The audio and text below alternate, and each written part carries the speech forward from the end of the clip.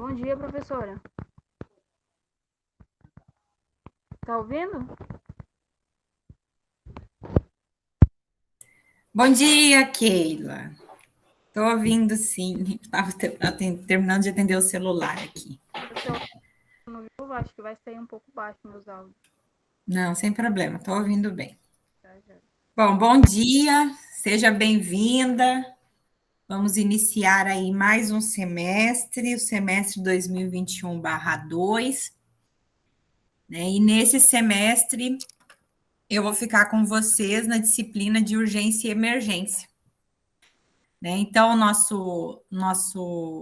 aula aqui já está sendo gravada e depois vai ser colocada lá na sala virtual. Mas eu vou então me apresentar e depois eu quero conhecer você e os demais aí se entrarem, tá?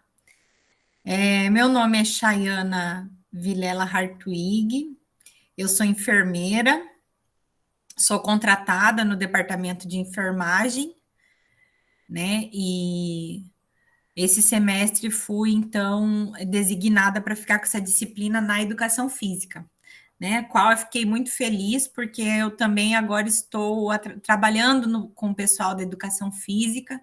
Eu sou bolsista do projeto do professor Hiller, né? Eu faço a parte da estatística do projeto dos jovens atletas do Mato Grosso. Então, me sinto bem confortável de estar aqui na educação física, muito feliz de estar contribuindo agora com vocês. Né?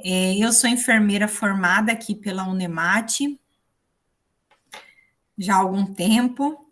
Eu sou especialista em urgência e emergência, sou especialista em nefrologia e também estou terminando mais a minha especialização em saúde do trabalhador e em docência do nível superior. E eu tenho meu mestrado e meu doutorado aqui também pela Unemate em ciências ambientais, né, que eu trabalho com a parte de biometeorologia, né, a interação entre a parte de saúde e a parte meteorológica. Né, e esse semestre, então, eu, além da disciplina de vocês aqui em urgência e emergência, eu também vou estar na disciplina de bioestatística e na disciplina de epidemiologia na enfermagem. Né? Eu sou contratada já há algum tempo da Unemate, para ser mais exata, há uns 14 anos que eu tenho contrato com a Unemate, mas já atuei também na parte assistencial como enfermeira, já trabalhei no Hospital São Luís, no Hospital Regional, e também trabalhei a maior parte da minha vida assistencial lá na hemodiálise.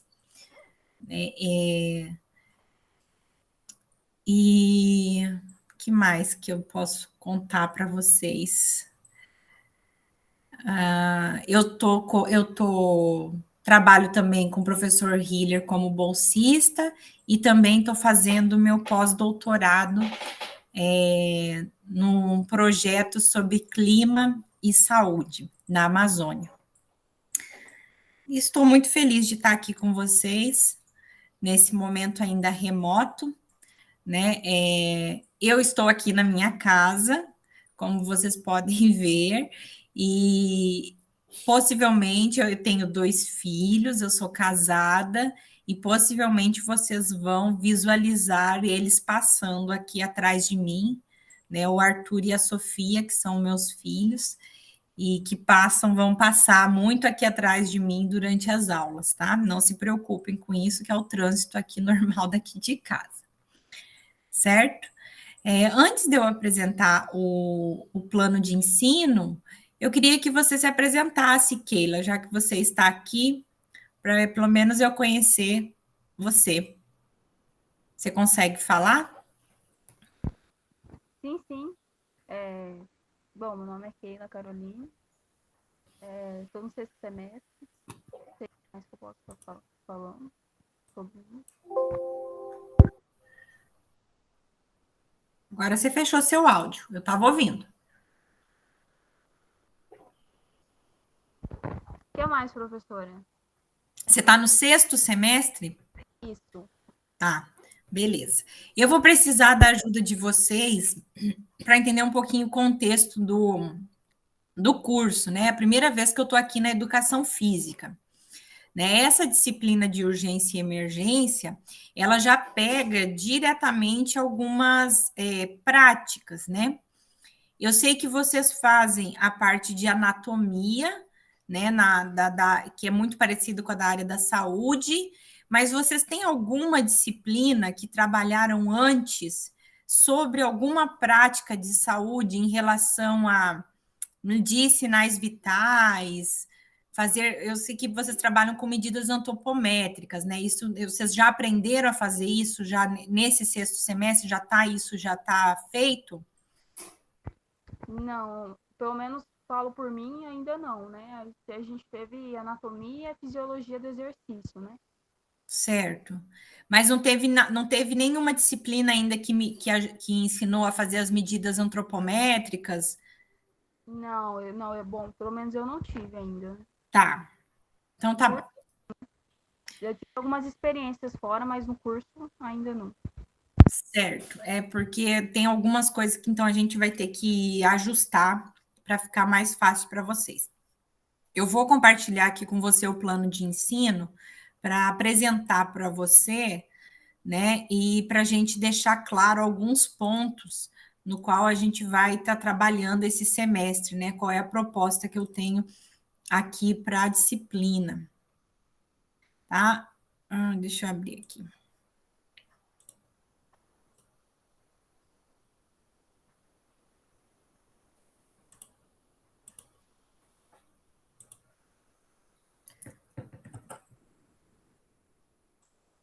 Compartilhou aí? Compartilhou. Então, essa é uma disciplina de socorro e urgência e emergência, é o nome da disciplina, né? Não tem pré-requisitos, é uma disciplina de 60 horas. Nós estamos começando hoje, dia 30, e vamos finalizar até o dia 10 de dezembro, né? A ementa da disciplina, ela é bem curtinha, né? É o estudo das formas e das condutas em relação aos primeiros socorros, bem como a redução dos riscos para acidente e para atividade física, né? Os conceitos geral de saúde, higiene, epidemiologia e vigilância sanitária e políticas do sistema de saúde pública. Né? Então, nós vamos trabalhar principalmente essa questão de quais seriam esses primeiros socorros durante as práticas de atividades físicas, né? E de uma maneira geral, as práticas que podem acontecer dentro da escola ou dentro dos ambientes que se pratica atividade física. Tá? Essa aqui é a bibliografia, a básica e a complementar. A bibliografia básica, vocês têm ela todas lá na biblioteca daqui da Unemate, e a complementar, né, que foi que nós incluímos algumas referências relacionadas mais à parte de saúde, e eu vou estar compartilhando essa primeira aqui, que é a parte das diretrizes da American Heart Association, que é sobre a reanimação cardiopulmonar, tá? Que é importante a gente saber. Eu vou compartilhar ela aqui com você, ela tem disponível na internet, com vocês, né, na sala de aula. O Brunner é um livro da enfermagem, mas que tem muita parte de atendimento em emergência, e ele também está disponível na biblioteca.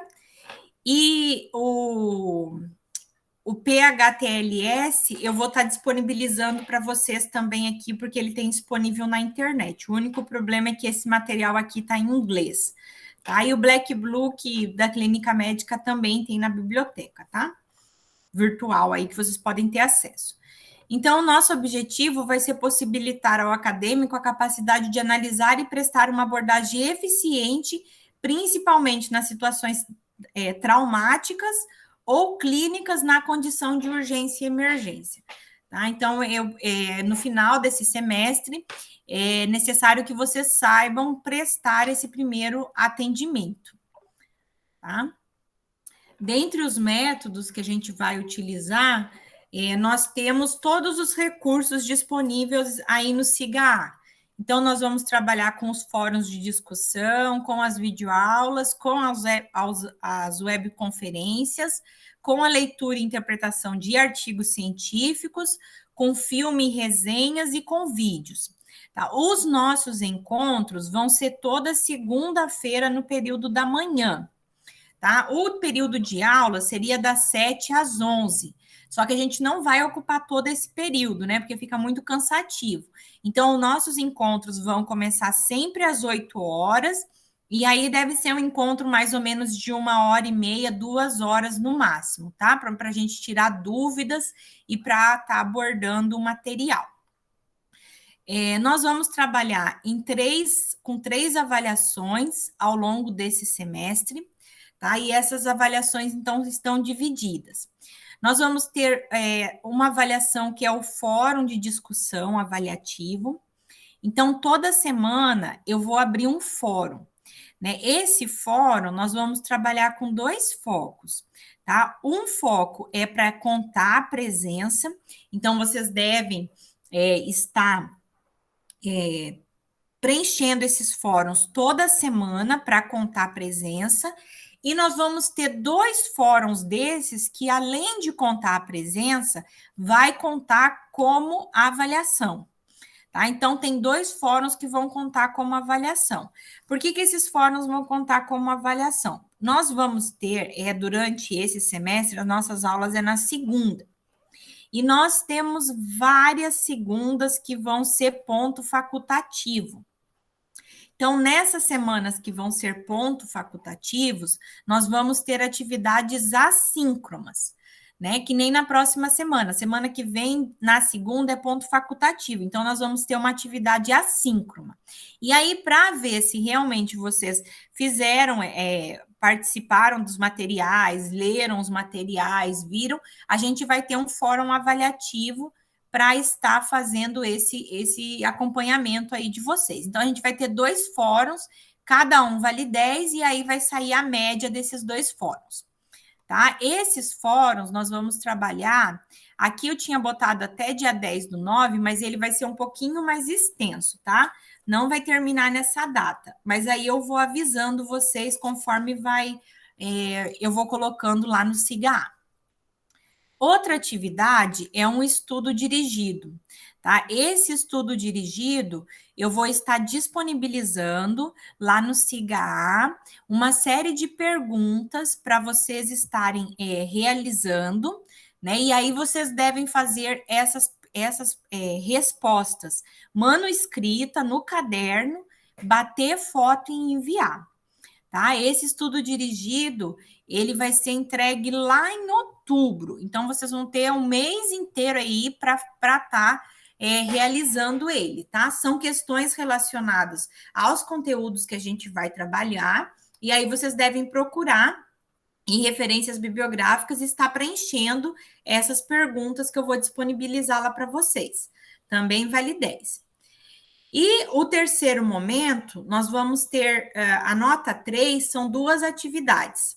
Uma é um seminário que vai ser em grupo, tá? Nós vamos dividir os temas e fazer esses grupos, e aí vocês vão montar um seminário sobre um tipo de trauma, vão estar procurando aí como é que é esse trauma, o que tem que fazer, e vão gravar a apresentação de vocês, e aí nós vamos assistir a essa apresentação lá no final do semestre, tá? Lá no final do semestre, na última semana lá do semestre, nós vamos assistir. Então, vocês têm bastante tempo já para pensar nesse seminário. E também nós vamos ter uma resenha de um vídeo. Eu vou estar colocando um vídeo, né, de um atendimento disponível aí no SIGA. Vocês vão assistir esse vídeo e aí devem fazer uma resenha crítica desse vídeo. Tá? Essa atividade é para entregar também só em novembro, tá? Mas não se preocupem que eu vou avisando todas as atividades que a gente vai fazendo, eu vou colocando nas notícias e lembrando vocês que tem que ser realizado. Esse aqui é o nosso conteúdo programático que a gente vai trabalhar esse semestre. Então, cada item desses, vocês vão reparar lá na nossa sala do SIGA, é um tópico que a gente vai estar trabalhando, né? E aqui é nosso cronograma, que a gente vai também estar desenvolvendo durante esse semestre. O que eu peço que vocês tenham atenção é nas atividades síncronas e as assíncronas, né? Então, as síncronas são aquelas que a gente vai se encontrar, e as assíncronas são aquelas que a gente não vai se encontrar, mas que vocês precisam desenvolver. Tá? Então, todas elas aqui, tanto no cronograma está marcado, como também está marcado lá no SIGA, tá? Todas as atividades que a gente vai fazer. E aí a gente termina, então, no dia 6/10, com a apresentação do seminário, e aí o dia 8/12 é a prova final, caso alguém fique de prova final. E para controlar a presença de vocês, nós vamos ter os fóruns, então, semanais. Cada participação no fórum vale presença. A participação nas atividades síncronas, né, também vão contar presenças. A participação nas enquetes também conta presença, assim como entregar as atividades na data certa. Então, ao todo, vocês têm que ter 60 presenças. Além disso, está aqui disponível como que eu vou avaliar vocês no seminário e como que eu vou avaliar na resenha crítica, tá? Então, esse plano de ensino eu já disponibilizei lá também, lá na nossa sala do SIGA, tá? Então, qualquer dúvida vai estar lá disponibilizado.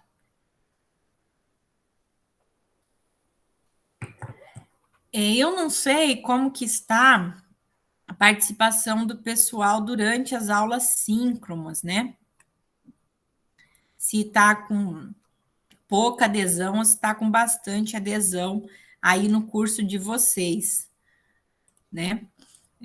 Porque o ideal é que, pelo menos nessa atividade síncrona, façam uma forcinha para estar participando, para a gente poder tirar as dúvidas e esclarecer, né? Hoje eu vou estar disponibilizando os materiais para vocês lá na sala do SIGA, tá? Só que é interessante que vocês participem das aulas síncronas para a gente poder tirar dúvida e deixar claro, né? Porque tem alguns conceitos que a gente vai trabalhar aqui nessa disciplina que são bem voltados para a área da saúde, né? Porque afinal é um atendimento de urgência da saúde. Então, a gente tem que ter esse cuidado aí para não deixar passar dúvidas, né? Todos os casos, o nosso link de contato vai ser o SIGA, e aí tem que ver, de repente, se vocês querem montar, né, um grupo no WhatsApp para estar comunicando e estar fazendo essa comunicação, né, da turma comigo, né? A turma é uma turma pequena, né? Vocês estão em, deixa eu ver aqui quantos que estão. 9 alunos, né? Inclusive tem um aluno lá de Diamantino, da Educação Física lá de Diamantino, né? Então vocês são uma turma pequena, então seria interessante aí se a gente tivesse esse grupo também. Eu vou deixar o link para o grupo lá nas notícias, né? E aí quem quiser entra no grupo do WhatsApp, que daí fica um comunicador também, que eu acho que ajuda a gente está se comunicando, tá? Eu já vou passar até o meu número, Keila, para você aqui, e aí você pode me mandar um oi que eu já adiciono, tá? Porque aí eu já adiciono você no grupo e aí já deixo o link lá depois para o pessoal. Se você conhecer alguns outros colegas que estão fazendo a disciplina também, aí a gente já adiciona. Eu coloco você de administradora lá também. Tá? Então, hoje, além dessa apresentação da disciplina, você tem alguma dúvida, Keila, em relação à disciplina? Bom, eu estava com um pouco de dúvida nas atividades, mas a senhora explicou bem, já está. Beleza, então. Qualquer coisa eu tô à disposição. Né? Então, a ideia hoje, eu achei que a gente ia ter mais colegas aí participando. Tá. 9, então? Oi? Somos em 9, então, no total? Então, 9 na turma está em 9 pessoas. Então, o grupo vai ser reduzido, né, de pessoas. Vai ser bem reduzido. Até tem que ver em quantos que vão ficar. Eu acho que vai acabar sendo até de dupla, não de grupo, Aham. né? Porque a gente tem quatro, mais de 4 temas, então acho que a gente vai ter que reduzir aí. Tá? Mas aí eu vou colocar também lá nas tarefas. Hoje eu já adiciono a tarefa e aí já adiciono quem vai ser os grupos também. Tá? Já faço os grupos e já deixo lá disponível para vocês já entrar em contato já, né? E ver também se tem algum que não vai fazer a disciplina, né? Porque acontece muito da pessoa se inscrever e depois desistir, né? Mas essa é uma atividade que é para ser entregue só no final de novembro, né? Então, mas aí tem bastante tempo para você estar programando essa apresentação. Hoje, assim que a gente terminar a aula, eu já cadastro todas as tarefas no sistema e já deixo todos os temas e quem vai ser as duplas. Assim que a gente terminar, eu já faço isso. Tá? O que eu queria ver com você é se vocês já trabalharam em alguma disciplina a questão dos sinais vitais. Eu tive em anatomia. Tá. Mas vocês aprenderam como que mede esses sinais vitais ou não? Foi um assunto, assim, bem breve, mas, assim, a gente aprendeu, assim, os pontos, né, Tá. pra medir e tal. Tá ótimo. Então, nós vamos fazer aqui, eu vou criar aqui uma lousa interativa para a gente ir escrevendo.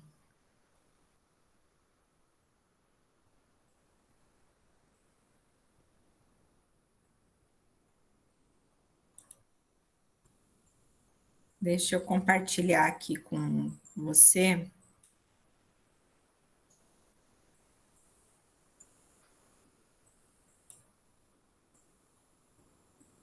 Essa lousa interativa. Tá compartilhado aí no chat, né? Essa lousa interativa que você pode escrever junto comigo se você quiser.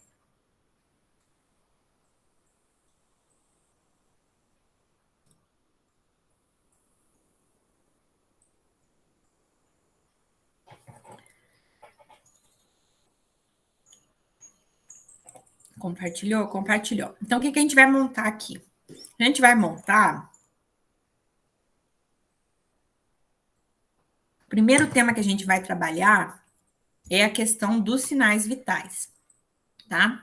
Os sinais vitais, eles são essenciais que a gente aprenda, porque na hora da emergência, eles que vão ser o guia do que a gente tem que fazer. Então, assim, independente do que a pessoa está apresentando, a constatação desses sinais vitais vai ser sempre igual, tanto para a parte de trauma como para a parte de clínica. Tá? Quando eu falo a parte clínica, eu estou me referindo a doenças que não sejam traumáticas. Tá? Então, assim, trauma é quando a gente faz causado por um acidente. Clínico é quando acontece por causa de uma doença. Então, por exemplo, a pessoa vai tá jogando vôlei, pula lá para dar uma cortada e cai e dobra o pé, né? Faz uma fratura na perna, no pé, na perna, enfim. Isso a gente considera que é um trauma, foi um acidente. Agora, quando o indivíduo, por exemplo, está lá jogando vôlei, daqui a pouco ele desmaia no meio da quadra. Isso a gente considera que é uma emergência clínica, tá? Porque é causado por uma doença, que a gente não importa qual doença que seja, mas foi causado por uma doença, não é um trauma. Né? Então, o trauma está relacionado àqueles acidentes, aquelas coisas que a gente não estava esperando. E a parte clínica é relacionado à parte de alguma doença. Independente se a gente visualizar uma emergência que seja traumática ou que seja clínica, a gente tem que reconhecer o que são esses sinais vitais. Tá? Então, qual que são os sinais vitais que a gente tem? Eu vou colocar aqui, deixa eu ir adicionando aqui. Nós temos o primeiro, a frequência cardíaca, tá? É a primeira que a gente tem. Aí a gente tem a frequência respiratória.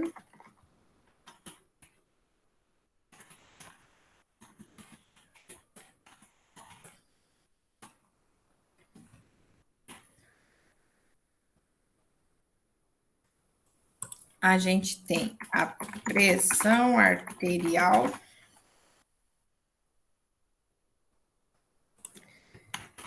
A temperatura.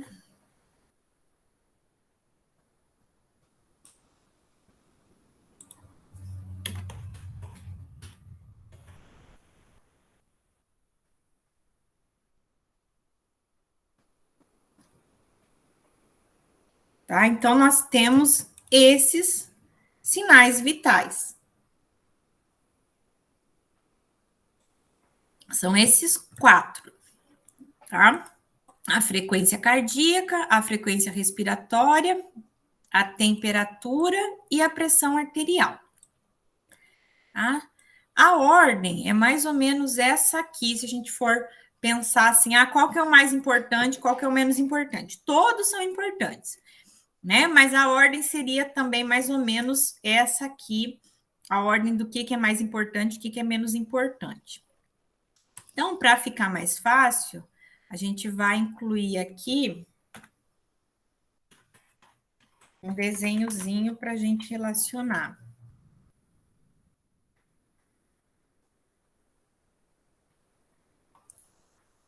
Então, aqui na frequência cardíaca, a gente vai ter o coração. Na frequência respiratória,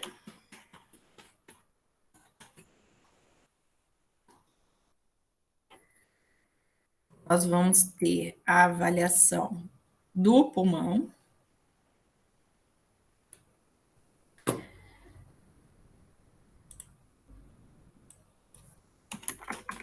Da pressão arterial.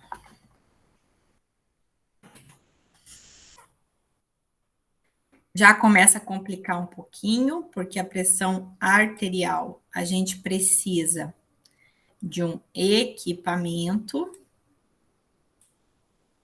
E da temperatura, a gente consegue verificar sem equipamento, mas o melhor é com equipamento.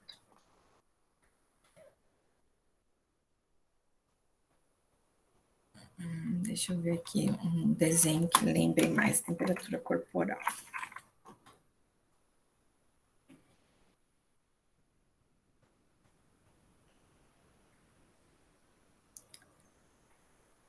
Que difícil achar figuras de temperatura corporal. Mas é relacionada a termômetro mesmo.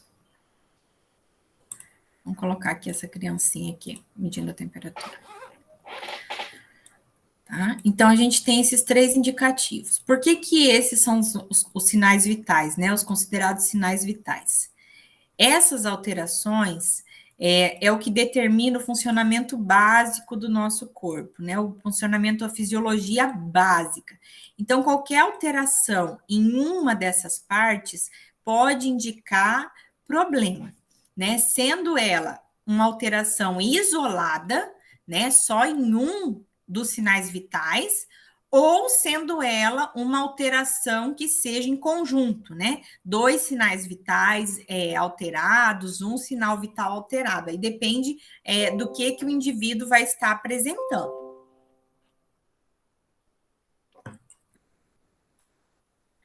Tá? O que a gente precisa saber, então, sobre frequência cardíaca, frequência respiratória, pressão arterial e temperatura? Hoje e na próxima semana, eu vou deixar todo o material lá para vocês, explicando todinhos passo a passo, para vocês não perderem nenhum desses elementos, tá? Mas hoje a gente vai ver de uma maneira geral, e aí na semana que vem, que é a nossa atividade assíncrona, eu vou deixar um vídeo de cada item para vocês olharem, um material de cada item para vocês estudarem para poder responder ao fórum, tá? Mas aí então vamos ver então o que a gente precisa saber, né, sobre esses sinais vitais, tá? Os sinais vitais, eles devem ser avaliados em toda e qualquer situação. Então, a gente precisa entender, né, por que a gente tem que ver eles e como que a gente vê esses sinais vitais, tá? Então, o primeiro sinal que a gente vê é a frequência respiratória. Como que a gente faz para avaliar a frequência respiratória? Frequência respiratória, desculpa, a frequência cardíaca. A frequência cardíaca tem várias maneiras de fazer a avaliação, mas a mais comum e aquela que a gente mais vai usar é a verificação do pulso. Tá? Do pulso. Então, o que a gente vai ver no pulso? No pulso, a gente vai verificar se existe o batimento cardíaco sendo espalhado para o corpo, tá? Sendo espalhado para o resto do corpo. Nós temos vários locais para ver o pulso, né? Que é para ver se esse coração está pulsando. Qual que são esses locais que a gente pode ver o pulso? Nós vamos começar pelo mais diferente, que é o pulso apical. O que é o pulso apical? O pulso apical não é o comum da gente ver, tá? O pulso apical é aquele... Ai, não apareceu aí para vocês o escritinho, tá muito pequenininho, será? Aí. O pulso apical é aquele que a gente vê direto no coração, tá? Esse pulso não é muito comum da gente verificar, mas é preciso que vocês conheçam ele, que é aquele que a gente vê em cima do tórax, tá? Mais especificamente do lado esquerdo, abaixo do mamilo. Tá? É aquele famoso, coloca a mão no meu coração para você ouvir. Tá? É ali que a gente vê o pulso apical. Só que o pulso apical, para você verificar ele, você precisa de um estetoscópio, né? E aqui nós vamos trabalhar com menos quantidade de material possível. Porque a gente tem que pensar que quando vocês vão instalar na área de atuação de vocês não saem de casa com estetoscópio, com esfigmomanômetro e com termômetro, né? Esse não é o material de atendimento de vocês. Então, esse pulso apical, vocês só precisam saber que ele existe, que é possível verificar, tá? Mas ele não é o mais usual a ser verificado. Se bem que, na dúvida, você pode sim colocar o ouvido no peito da pessoa e escutar se o coração está funcionando ou não, se você está ouvindo o coração bater ou não. Que esse é o objetivo da frequência cardíaca. O objetivo da frequência cardíaca é ver se esse coração está pulsando. Outro pulso que a gente tem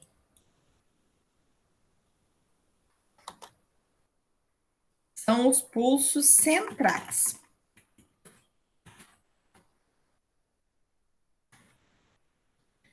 O que a gente chama de pulso central? Os pulsos centrais são aqueles que a gente verifica O que não está aparecendo para vocês? Deixa eu tentar aumentar aqui. São aqueles que a gente vai verificar nas artérias que ficam na parte central do corpo. Qual que são essas artérias que ficam na parte central, tá? A gente vai verificar a carótida,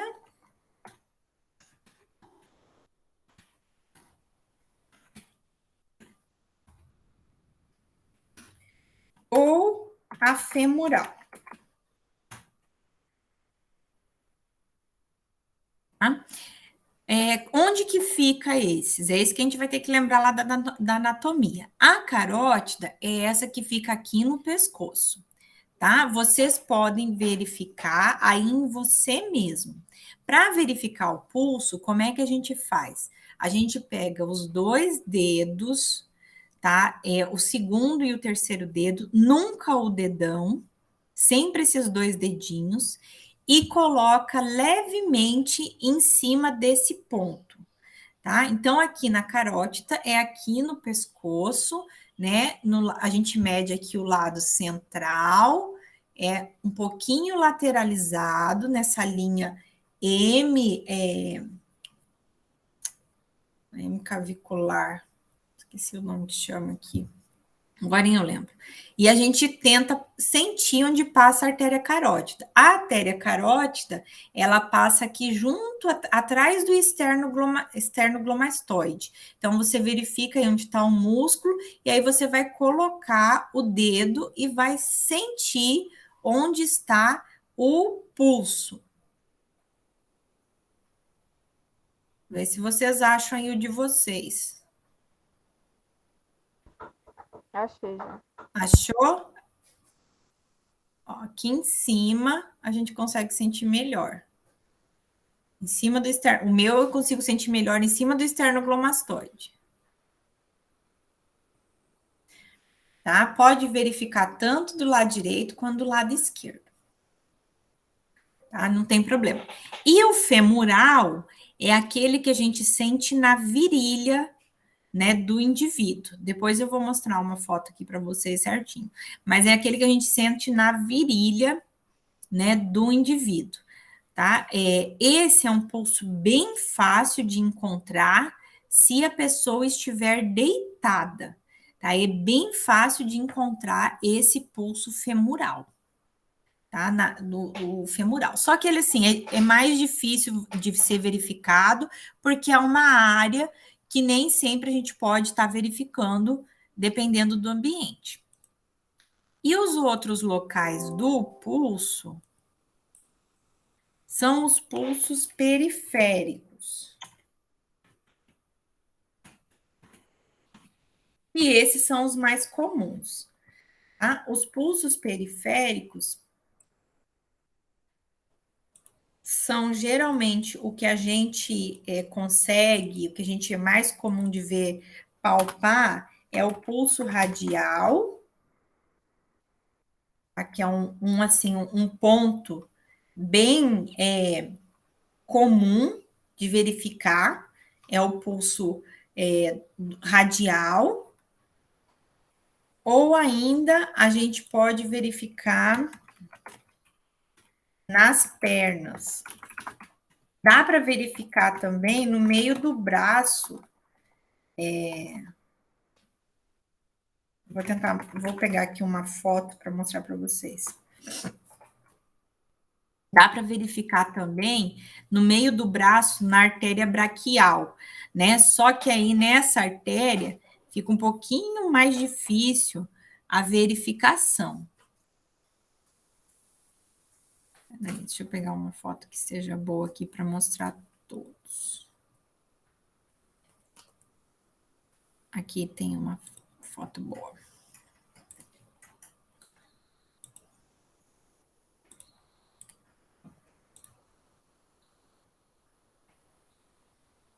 Que foi? Deixa eu copiar para cá, fica mais fácil. Acrescentar aqui.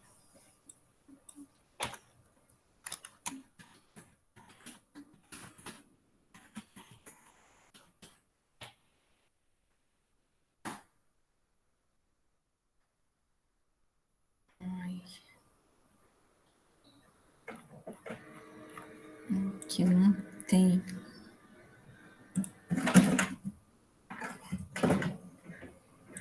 Deixa eu copiar para cá.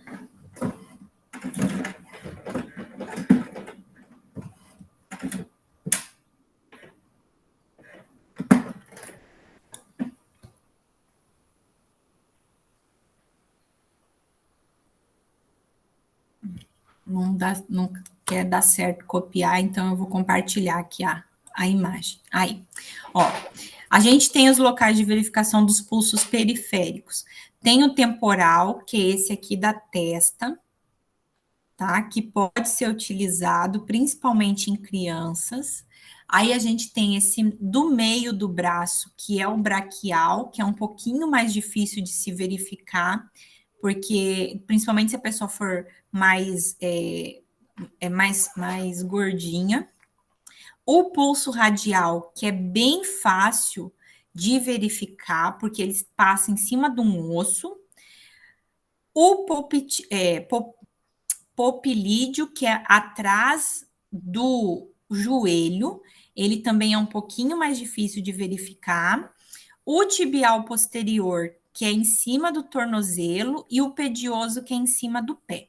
Todos esses são os periféricos. Aí aqui tem ó, o carótido, que é central, o femoral, que é central, e ainda tem o pulso apical. Tá? Então, qual que a gente geralmente usa para verificar o periférico? A gente usa o radial. O radial é o mais fácil de se verificar, tá? Que ele passa em cima do rádio. Lembra da anteninha do rádio do dedão? Então, é onde está o dedão.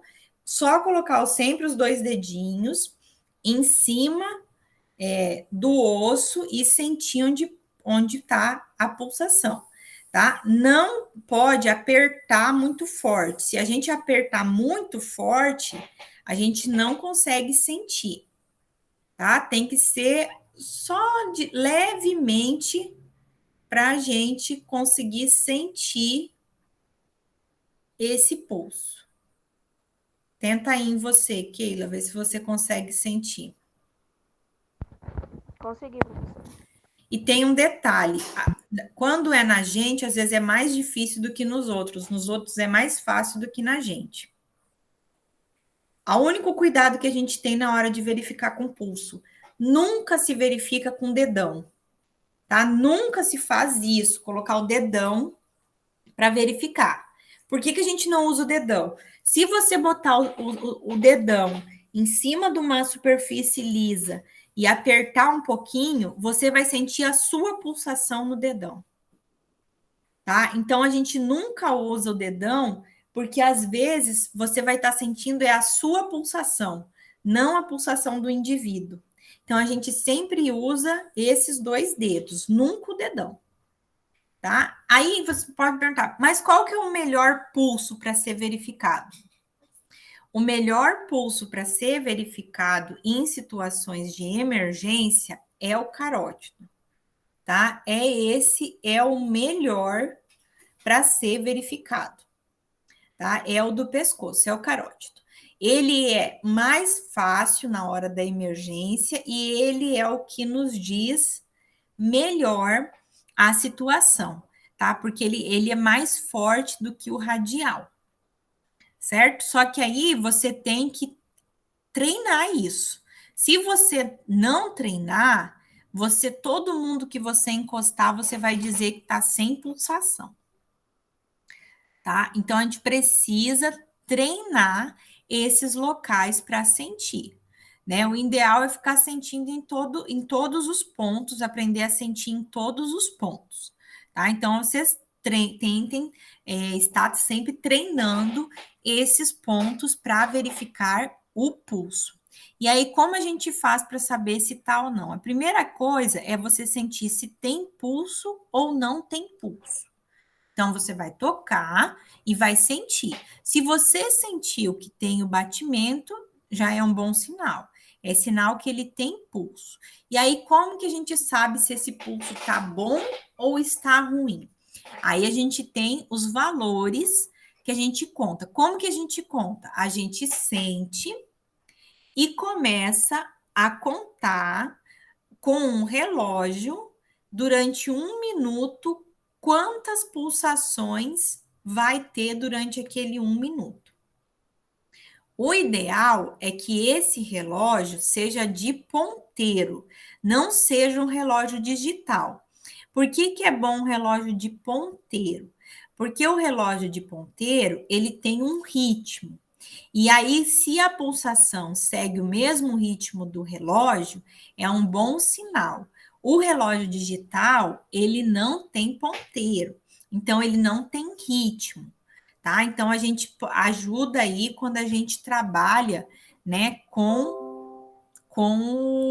o relógio de ponteiro, tá? Embora hoje em dia as pessoas prefiram mais o relógio digital, né? Mas como que a gente faz para medir? A gente conta durante 1 minuto, né? Então você vai palpar o pulso. Assim que você palpou, você vai começar a contar quantos batimentos você está sentindo durante 1 minuto. E aí a gente vai saber se esses batimentos são bons ou são ruins.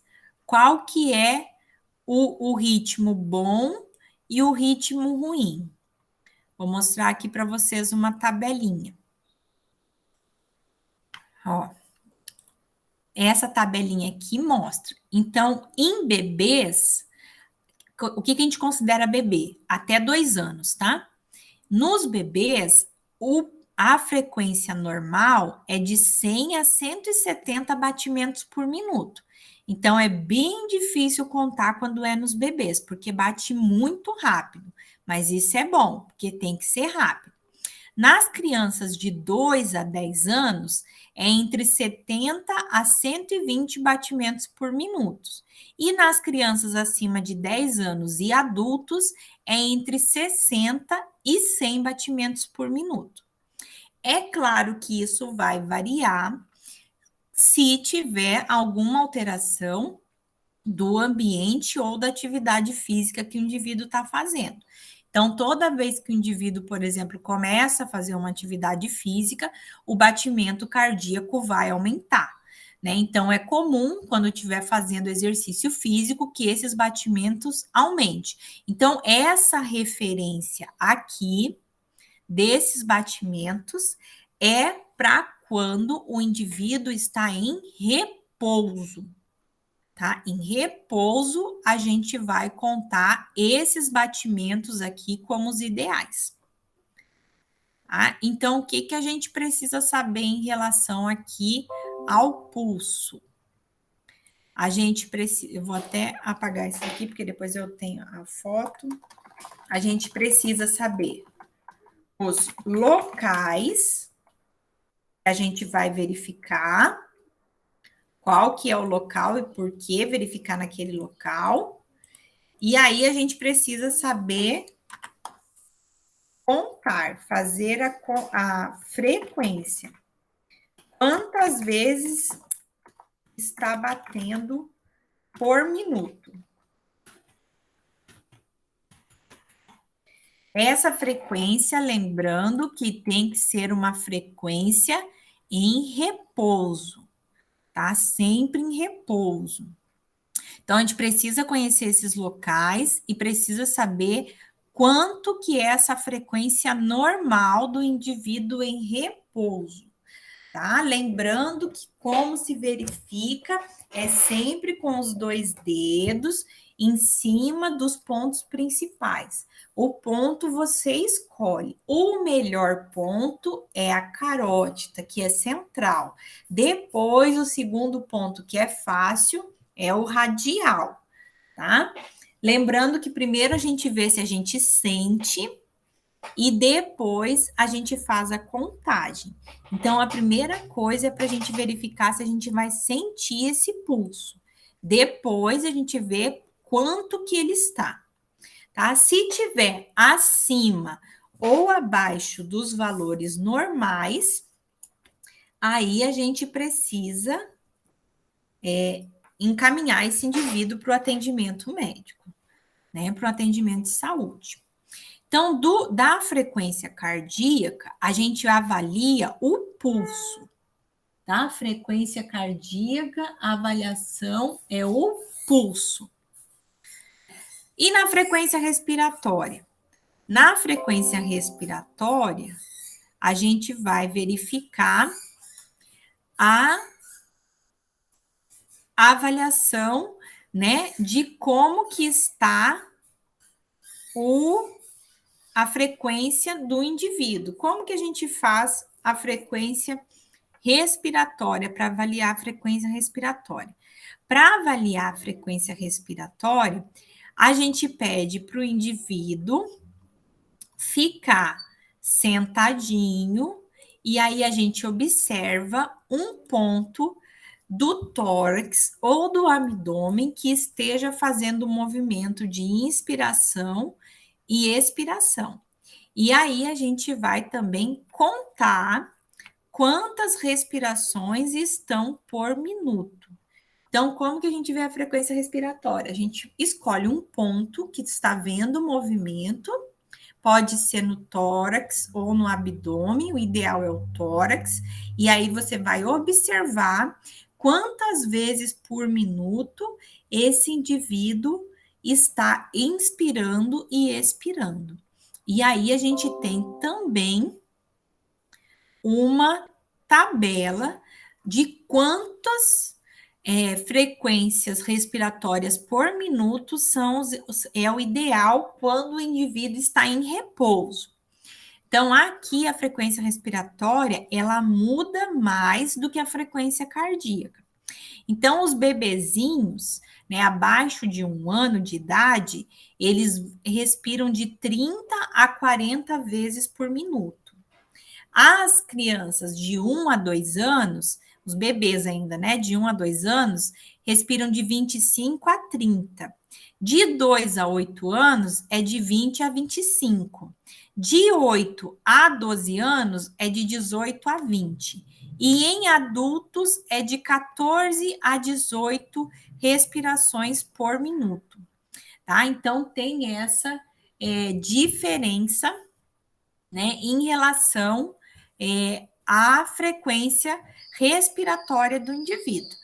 A frequência respiratória, ela é fácil de avaliar, mas você não pode dizer para o indivíduo que você vai avaliar a frequência respiratória. Porque se você falar que vai verificar a frequência respiratória, o indivíduo imediatamente vai começar a respirar mais rápido do que o normal. Então, a gente não fala que vai verificar a frequência respiratória. Geralmente, o que a gente faz? A gente continua segurando o braço dele como se estivesse avaliando o pulso, mas aí olha para o tórax e avalia quantas respirações por minuto esse indivíduo está tendo, tá? Porque acontece isso. Se você falar para o indivíduo, agora eu vou avaliar a sua respiração, imediatamente ele muda a frequência respiratória dele, e isso inconscientemente, tá? Então a gente nunca fala que vai avaliar a frequência respiratória. A gente simplesmente começa a fazer a contagem sem verificar. E outra coisa, numa situação de trauma e de emergência, nesses casos, a primeira coisa que a gente vê é se ele está respirando ou não, tá? Se tem um movimento do tórax ou não. Se não tiver o movimento, aí a gente já tem que tomar uma iniciativa. Se tem um movimento, aí eu começo a contar, tá? É a mesma coisa com o pulso. Primeiro eu verifico se tem ou não, depois eu conto. A frequência respiratória, a mesma coisa. Primeiro eu verifico se a pessoa está respirando, depois eu verifico quantas vezes ela está respirando. Tá? Então, aqui na frequência respiratória, a gente tem o local, tá? Que é o tórax. É o melhor para ver. Nas crianças, às vezes é mais fácil ver no abdômen.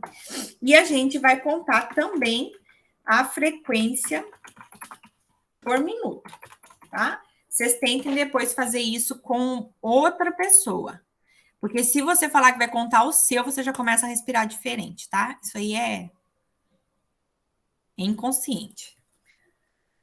Agora, vamos pular a pressão arterial e vamos para a temperatura, tá? A temperatura, ela tem um equipamento para ser verificada, né? A temperatura, a gente verifica-se com o termômetro, né? Esses termômetros, hoje em dia, né? A gente tem vários tipos de termômetro, né? Mas a gente tem também o termômetro chamado mão, né? A nossa mão, ela consegue verificar se a pessoa está muito quente ou está muito fria. Então, quando você não tem o termômetro, você faz a verificação da temperatura com a sua mão mesmo, tá? Verificando se isso está muito alto ou muito baixo, né? Ou seja, se a pessoa está muito quente ou se a pessoa está muito fria. Para fazer essa verificação, os melhores lugares são a testa da pessoa, tá? Porque a gente sabe que na cabeça tem um fluxo muito grande de sangue, é a testa, e o outro lugar para verificação é o tórax. Tá? Então, são esses dois lugares para você verificar a temperatura. O ideal é que se use o termômetro, é claro, né? A gente tem um aparelho para verificar que é o termômetro. O termômetro, aí a gente vai ter que vai depender qual é o termômetro.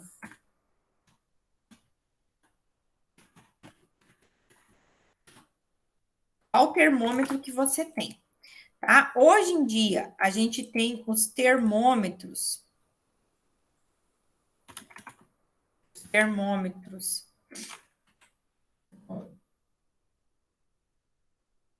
Eu escrevi errado aqui. Aqui, esse coisa é no. O acento é no outro. Oh. Toda vez que eu volto, o Google apita. O termômetro, nós temos o digital. E agora nós temos o infra, né?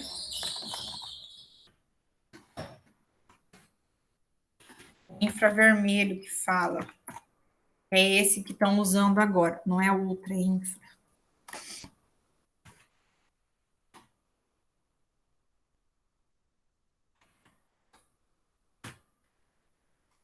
O infravermelho.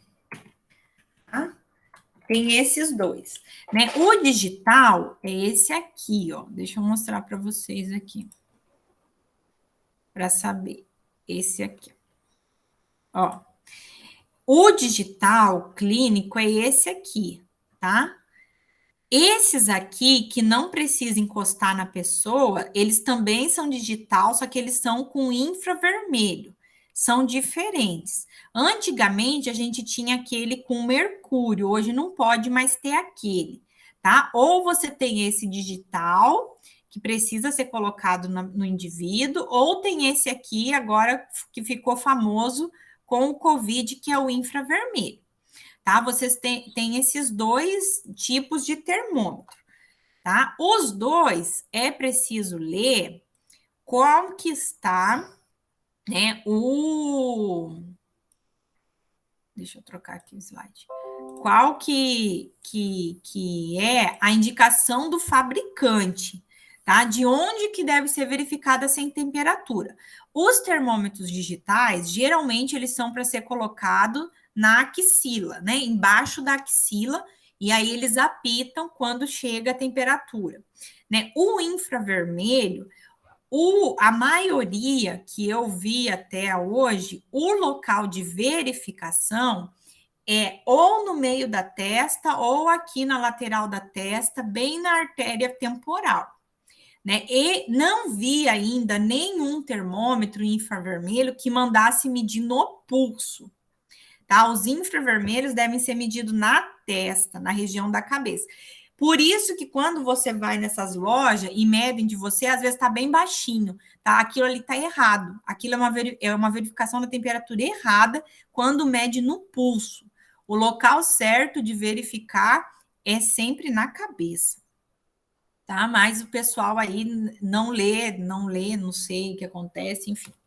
Tá? E aí a gente tem que ver se esse digital aqui também ele é para axila, mas ele pode ser na boca ou pode ser retal, tá? Aí é claro, se for oral, tem que ser usado só na boca, se for axilar, só na axila, e se for retal, só no reto, tá? Mas a gente consegue medir né, a temperatura também, essa primeira verificação com a sensação da mão mesmo, né, vendo se o indivíduo está muito quente ou se o indivíduo está muito frio, tá? E aí a gente também tem aqui as medidas, né? Quando que a temperatura está alta ou quando a temperatura está baixa. Eu vou compartilhar aqui também com vocês. Esse material tudo depois eu vou deixar lá na sala, tá, gente? Aqui, vou mostrar aqui para vocês uma tabelinha.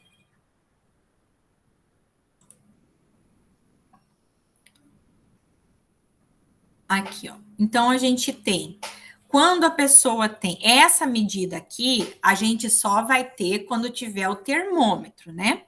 Não tem como, só se vê quando tem o termômetro, tá? Agora, com a mão, a gente só consegue dizer que a pessoa está muito quente ou está muito fria. Se está muito fria, a gente aquece.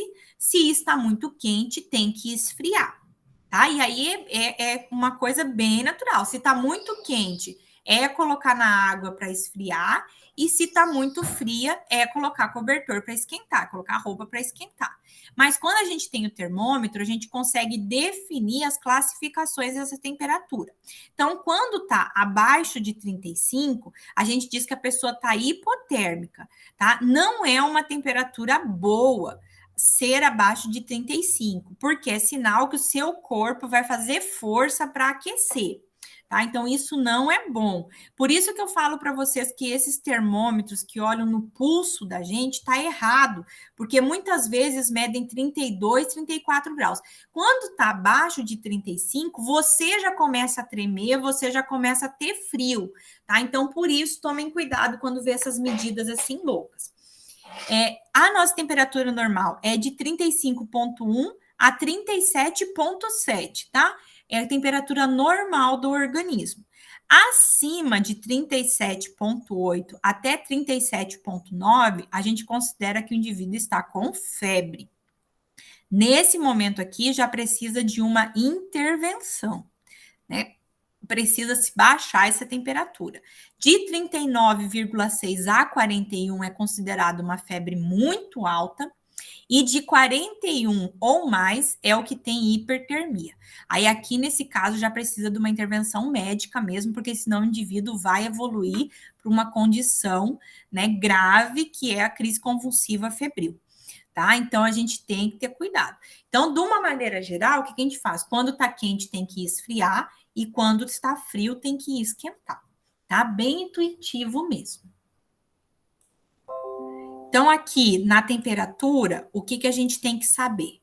A gente tem que saber esse termômetro que a gente vai utilizar, né? E tem que saber os valores. E aí vai para o bom senso. Se eu não tenho termômetro, eu uso a medição tátil mesmo, né? Que é com a mão da gente. E aí sempre segue a mesma ideia. Se está frio, tem que esquentar. Se está quente, tem que esfriar. E a pressão arterial? A pressão arterial é um pouquinho mais complicada, né? Porque a pressão arterial, ela necessita, né, de um equipamento e de um procedimento para ser verificada. Hoje em dia, a gente tem dois tipos de equipamento para ver a pressão arterial. A pressão arterial é o único dos sinais vitais que é necessário ter um equipamento, tá? Sem esse equipamento, não é possível verificar a pressão arterial. Qual que é esse equipamento? O equipamento da verificação da pressão arterial é o esfigmomanômetro.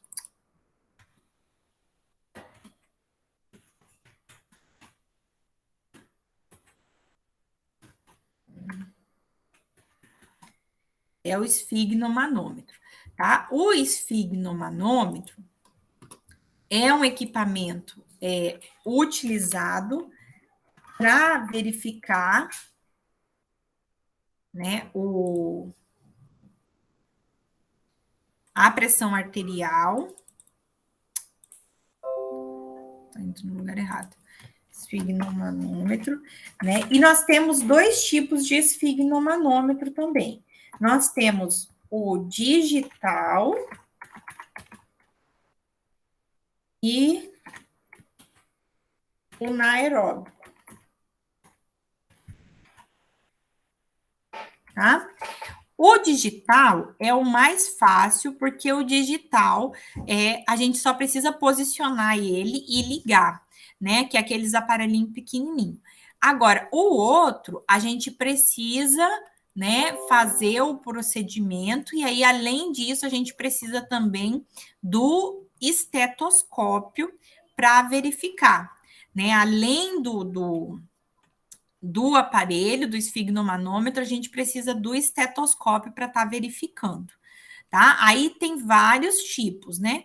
Hoje em dia, os digitais são os que são mais utilizados, tá? Mas a pressão arterial, dentre as medidas que a gente tem, ela é a última a ser verificada. Tá? Por quê? Porque precisa desse equipamento e ela sozinha não nos diz muita coisa. Tá? Uma medida só de pressão arterial não nos diz muita coisa. Só vai, se a pressão estiver alta ou se a pressão estiver baixa, ela não nos indica muita coisa quando ela está sozinha. É preciso ter outras avaliações juntos. Eu vou deixar lá na sala, né, um vídeo mostrando como deve ser verificada a pressão arterial, tá? Com esfigmomanômetro digital e com o anaeróbico, né? Com o aparelho tradicional, tá? Eu queria ver se esse. Eu não estou encontrando aqui um. Ó, aqui tem uma foto. Tá? Esse aqui seria o tradicional, né? Que a gente precisa do esfigno e do esteto para estar verificando. E esses aqui são os digitais, tá? Que não precisa do estetoscópio. Geralmente, esses digitais é colocado ou no pulso, que são esses pequenininhos, ou se coloca um manguito no braço e só aperta para ele funcionar. Tá? Hoje em dia, esses aparelhos, eles são muito bons e podem ser utilizados, né? E aí a gente tem uma tabela também para dizer o que é normal e o que não é anormal. Tá? De uma maneira geral, normal é toda vez que tiver até 12 por 8. O que é 12 por 8? O valor alto a gente chama de pressão arterial sistólica e o valor baixo a gente chama de pressão arterial diastólica. Tá? Então, o primeiro valor é a sistólica, o segundo valor é a diastólica. Você pode utilizar tanto os números na casa dos 100, né, 120 por 80, ou também pode utilizar na casa decimal, tipo 12 por 8, que vai ser entendido. Tá? O que importa aqui nesse caso é o seguinte, o ideal é 12 por 8. Se tiver acima disso ou tiver abaixo disso, a gente já tem que se preocupar. Tá? A pressão arterial, que nem eu falei para vocês, ela sozinha, ela não vai nos dizer muita coisa, principalmente se for uma medida isolada. É claro que valores muito altos ou valores muito baixos vão precisar de intervenção, mas ela sozinha não nos fala muita coisa. Então, se eu vou medir a pressão da pessoa e a pressão tá 13 por 8, isso tá bom ou tá ruim? Né? Se a gente for utilizar essa tabela, a gente já vai dizer que está ruim. Mas esse ruim não quer dizer que indique uma intervenção. Então, por isso que ela é a última verificada quando a gente está lidando com um ambiente que não tem equipamento. Hoje em dia, a gente tem esses equipamentos disponíveis, às vezes, né,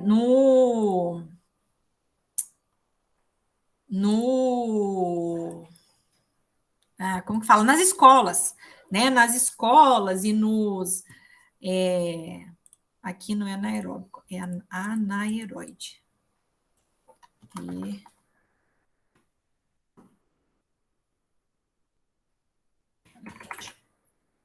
Tá? Tem, por exemplo, nas escolas, né, esse equipamento disponível, né? Por isso que a gente tem que saber, porque às vezes pode ser utilizado. Mas lembrando, a pressão arterial é o último utilizado, e é claro que valores muito altos, muito baixos, a gente se preocupa, mas uma medida isolada não quer dizer muita coisa. Tá? Então, esses sinais vitais a gente precisa lembrar desses itens aqui. Tá? E aqui eu até vou colocar a questão dos valores, lembrando que o ideal é o 12/8. A medida... tá, vamos falar das medidas. Aqui no pulso, a medida que a gente usa é como que a gente fala, né? É batimentos por minuto. Como que a gente fala na frequência respiratória? A gente pode falar inserções respiratórias por minuto. Aqui na pressão arterial, a gente fala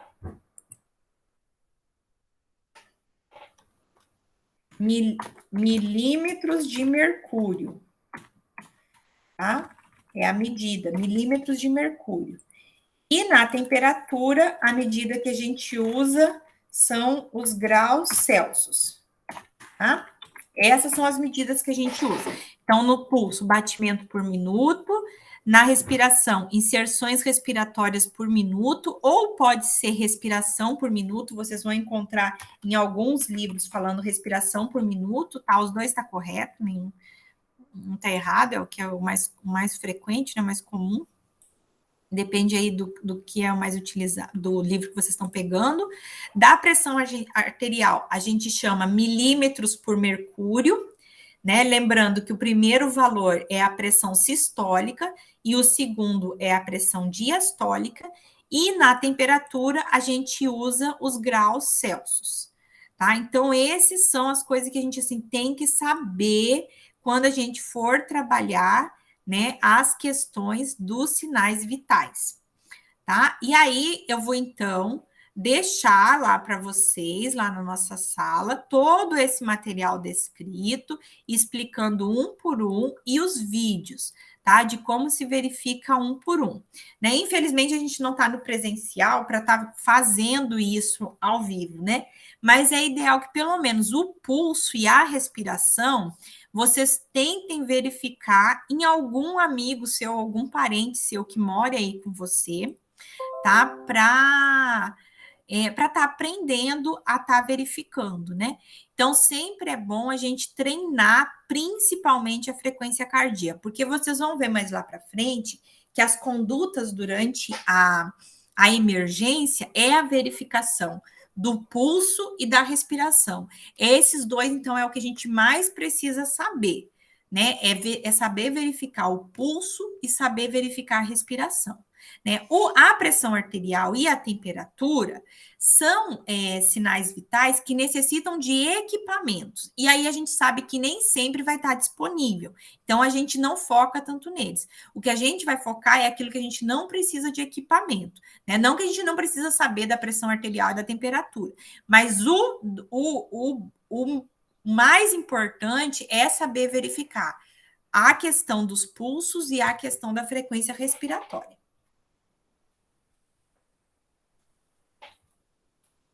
Tudo bem, Keila? Tudo certo. Muita informação? Não, tá tranquilo.